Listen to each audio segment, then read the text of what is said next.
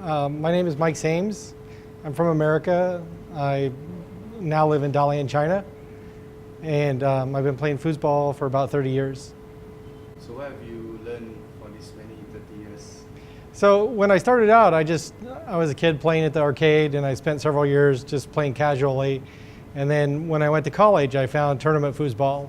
So that was about 1992. And since then, I've been playing ever more competitive tournaments. And about 3 years ago, I actually started traveling extensively for foosball. So I would attend 10 tournaments a year, major weekend-long tournaments, and try and get better at my game. Back then, in 1992, who was like the top player? I lived in Colorado at that time, so I played with Todd Lafredo and many other top Colorado players. So Colorado has always been a hotbed of foosball in America. So it was always exciting to go see these world champion foosball players. You get to play them on a monthly basis or so. Foosball, do you think that it's something like a sport which can actually compete in the Olympics? I don't know if it has Olympic potential. I know that people would like to see that, and there's some organizations working towards that. But there is so many other sports that want to be in the Olympics that have a much more established community. I don't really think foosball will ever be in an Olympic Games, but I think there's honor in aspiring to that level of competition where countries play for the honor of playing for their country and not just what it's been about in the past, which is money, foosball. You've played in Dalian, right?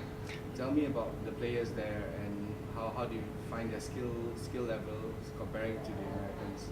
So when I found out I was going to be moving to China, the first thing I did was try and find out if there was any foosball that I could play in the area. And I was put in contact with another expat who played foosball and had a couple of local friends that played. And once I got there, they improved the table and we started playing regularly. We started a weekly tournament, and the skill level of the players has come up significantly. And their level of improvement is pretty amazing for as short as they've been playing. And with everywhere I've been in the world, it's the same situation. The Chinese players, there's a few people that love the game and they're addicted to it and they want to play as much foosball as possible. And their skill level's coming along. They're not up to the very high level players that we find in America, but they've definitely become quite competitive in China.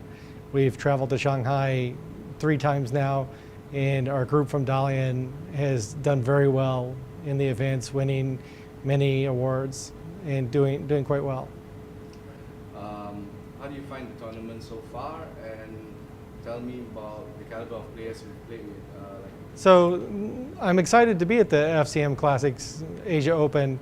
There's a very high level of competition, I think. I like the variety of countries that are represented. So the Iranians have a different style of play that is fast-paced and aggressive, and they're fun to play against.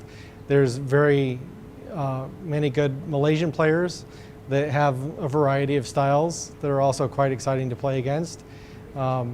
There's a lot of other countries that are represented. It's good to see my friends from China here doing well with their style of play, which again, most of these people have learned their styles of play from watching DVDs or videos on the internet. So they don't have the experience to play against very high level players and learn the skills that it takes to move up to that next level. So that's why it's a good thing to have a variety of players come to the tournament so they can see the different styles of play and learn those skills to move up to the next level. All right, you're going to partner Tony. So tell me something about Tony, and are you pumped up partnering him? It'll be your first time partnering him, right? Yeah, so it's the first time I get to play with Tony, and he was on the USA team at the P4P tournament a couple years ago that I was on, but we weren't partners for those events. And it's just exciting to play with a partner that's that good. You know, his style of play is exciting, it's quick, He's a very dynamic person. He's one of the nicest people you can meet. He's just an all-around good representative for the sport of foosball, and I'm really excited that I get to play as his partner in this event. You've played on Tornado, you've played on Fireball. Tell me the difference of both of the tables in general, and which would you prefer if you had the choice? So in China, we play mostly on Fireball tables. I think they're very comparable to Tornado. My particular game plays the same on both Tornado and Fireball. There's really not much difference. I shoot a pull, I shoot a snake shot, and there's not much difference between the two tables on those particular aspects. The one thing I do like about the Fireball table, and I think it's my preferred table now, is the quality of the table in general. Tornado's had some issues, and Fireball, the manufacturer listens to what the players have to say, and I especially like that the rods don't bend and the men don't break, and you don't have a lot of the maintenance issues that you have with some of the other tables. I think we pretty much got it. Okay? Thanks. Well,